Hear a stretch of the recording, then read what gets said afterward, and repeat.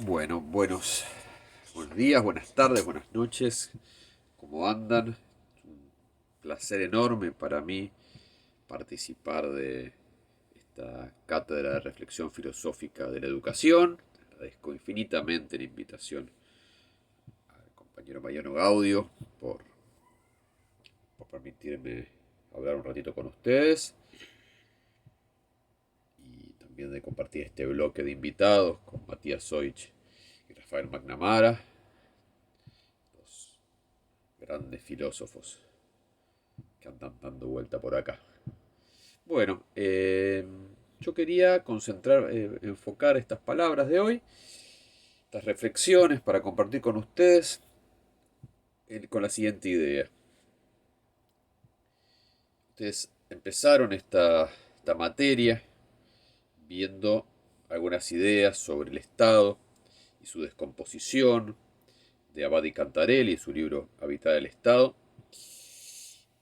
Libro muy interesante, pensamiento de Sebastián y de Mariana es muy interesante y muy importante, con esta idea de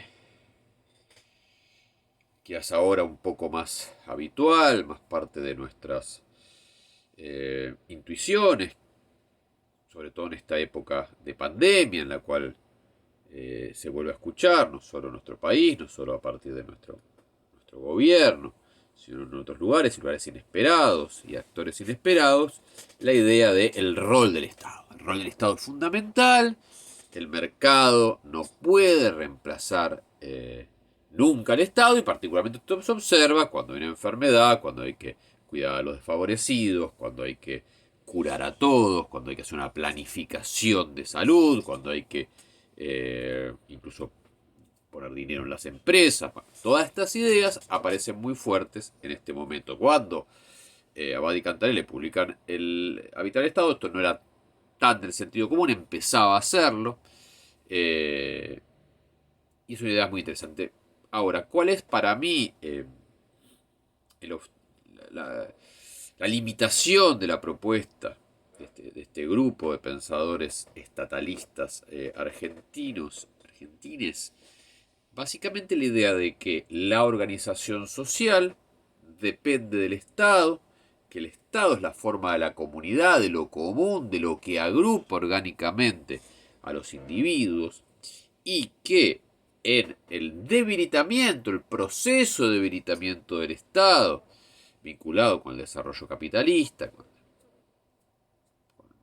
la pérdida de los grandes relatos, el posmodernismo y otros fenómenos, la posverdad y muchos otros fenómenos que debilitan la idea de unidad, que debilitan la idea de lo orgánico que nos acoge, sería un proceso de disolución de los lazos sociales, ¿no? Donde cada cual, esta idea también circula en los discursos, cada cual queda librado a su suerte como una especie de piedrita, de guijarro arrojado en el medio del camino, suelto, librado a su propia individualidad.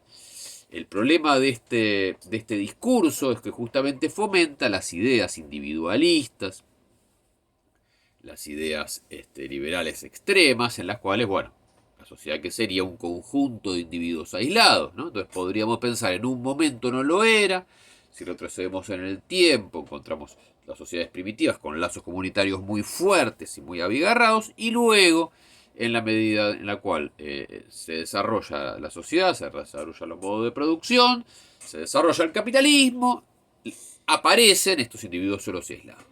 Y eso es lo que estaría pasando. Vamos quedando sueltos. Estar sueltos tiene su lado horrible, que es, bueno, me enfermo y nadie me cuida. Me quedo sin trabajo y nadie me ayuda.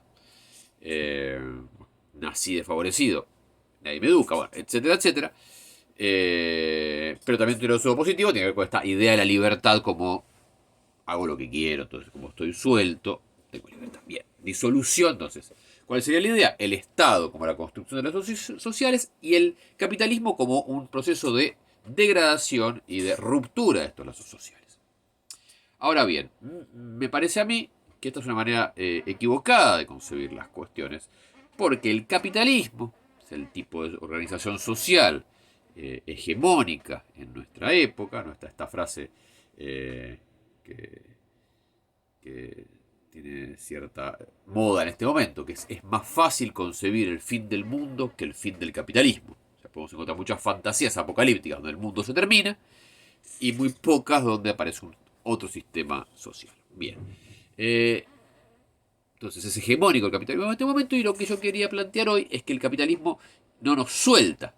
O sea, hace como que nos suelte, nos deja librados a nosotros mismos, pero es un proceso muy ajustado de constitución social y de organización social. Es muy distinto al modo estatal, pero es un modo de organización social muy específico. Entonces, lo que se trata es de pensar cómo tiene lugar esta organización social capitalista. Este sería el desafío y la propuesta. Bueno, vamos a... No hay una verdad última, estamos en la posverdad. No se sabe en definitiva cuál es la manera en la cual nos constituye el capitalismo 42, pero repasemos cuatro. Repasemos una, digamos, moderna, histórica, en vías de disolverse, que es esta idea de pensarnos como trabajadores. Esta idea de concebirnos a nosotros como trabajadores no es natural. Uno siente que es natural, el trabajo dignifica, el trabajo es lo que soy, el trabajo es mi medio, no solo mi medio de vida, sino mi medio de concebir a mí mismo, pero esta idea tiene una historia, podríamos decir que justamente previo a la formación del capitalismo no era tan fuerte, había otras maneras de concebirse, más vinculados a la comunidad, a la tierra, a los mitos, a la religión. Bueno, había otras cuestiones que hacían que nosotros fuéramos lo que somos, pero en la medida en que el capitalismo se desarrolla y empieza a ser necesaria la fuerza de trabajo, empiezan a disolverse los vínculos con las viejas formas de identidad y aparece el trabajo. La idea de somos trabajadores, ante todo trabajadores, aparece con el capitalismo. Estoy siendo muy línea gruesa, ¿no? Para entender estas ideas. Después hay ciertos fenómenos sociales, podemos decir que el trabajo está en vías de perder su centralidad, entre otros muchos motivos, porque no hay trabajo para todos, podríamos decir. No hay trabajo para todos. Hay trabajo para algunos. Trabajos necesarios, trabajos esenciales. Como vimos ahora, son quizás el 10% de los trabajos. Pues hay trabajos accesorios y esta capacidad de pensar otros trabajos vinculados no a la producción sino a los servicios, por ejemplo, tiene sus límites. Tiene sus límites y tiende a desaparecer como elemento fundamental del capitalismo, como motivo principal, podemos decir, el desarrollo tecnológico, maquínico, donde las máquinas hacen trabajo que antes hacían los hombres y los hacen mejor, y cada vez más. Entonces, ¿cuál es el lugar del trabajador en este nuevo esquema del ser humano? En este nuevo esquema capitalista, el del consumidor. Entonces, hay que formar una subjetividad ya no trabajadora, sino consumidora. Sigmund Bauman, quien también vieron en el programa, plantea esta idea de una ética del trabajo, una estética del consumo. Somos consumidores y no somos nuevamente naturalmente consumidores. Podemos tender a pensar que somos naturalmente consumidores, que es normal que nosotros nos sintamos nosotros mismos cuando nos compramos determinado teléfono, cuando nos compramos determinado paquete turístico para conocer un país extranjero, o cuando nos compramos una torta de chocolate. Esta idea de nuestros hábitos de consumo hacen que seamos lo que somos. Bueno, esta es otra manera, otra propuesta. Nuevamente, no hay disolución, no es natural, sino que tiene que ser producido. Tenemos el capitalismo, es una organización social que logra en un momento subjetivarnos como como trabajadores, en otro momento subjetivarnos como consumidores, y nada de esto es natural. No es que solamente se disuelven los lazos sociales y de pronto aparecen los trabajadores, de pronto aparecen los consumidores. ¿No? Esto se produce, hay un montón de mecanismos de refuerzo sumamente sofisticados, algunos sumamente rudimentarios otros. Bien, estas son las ideas. Después quisiera traer, ya avanzado quizás demasiado en el largo de este video, dos ideas más para cerrar. Entonces, trabajadores, consumidores.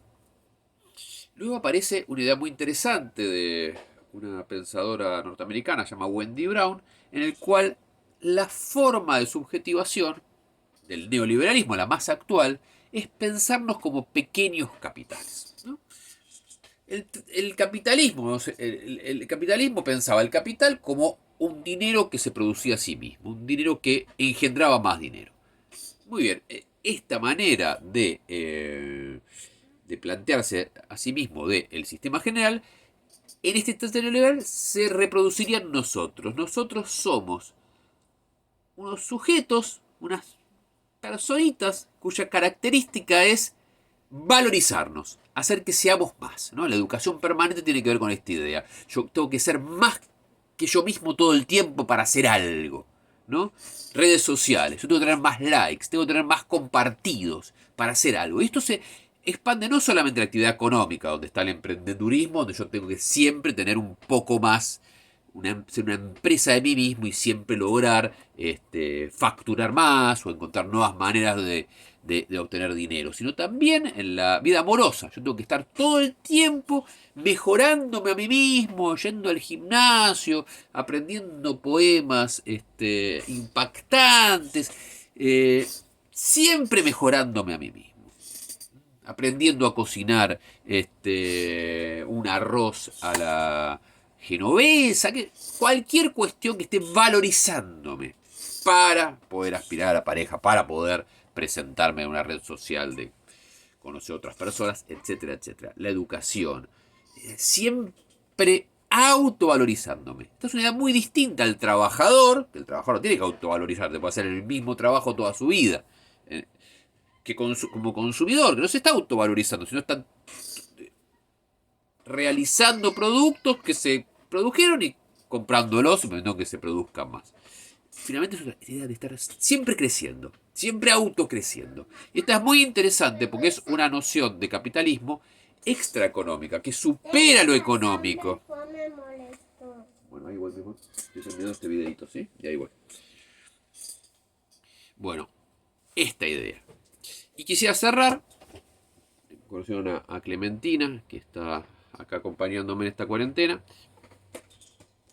Bueno, pequeña pausa de niños y cerramos la idea. Bueno, quisiera terminar esto con una idea abismal respecto a esto. Porque estamos hablando siempre de subjetivaciones que tienen que ver con un factor humano necesario para el desarrollo del capitalismo. Finalmente está la idea más terrible, la idea de que quizás el futuro no nos necesite. Quizás la subjetivación humana no va a ser ya directamente parte del sistema capitalista, que el sistema capitalista va a poder funcionar a través de un funcionamiento maquínico, un funcionamiento viral, un funcionamiento de otra naturaleza a las características humanas. Y donde quizás, ahí sí, haya que recuperar la política, haya que recuperar el Estado, ya no en un espacio no ocupado, donde hay solo disolución y el Estado viene a volver a constituir una organicidad, sino para competir con un modo de organización social que cada vez nos excluye más como seres humanos. Queremos dejar de estar excluidos, queremos ser necesarios. La importancia de la vida humana, la importancia de una vida humana que no sea meros consumidores, meros trabajadores, meros mini empresas que se organizan así, sino con otro tipo de valores, con otro tipo de formas de vida que le den sentido a nuestra estadía en la Tierra. Tampoco es natural, también debe ser producida.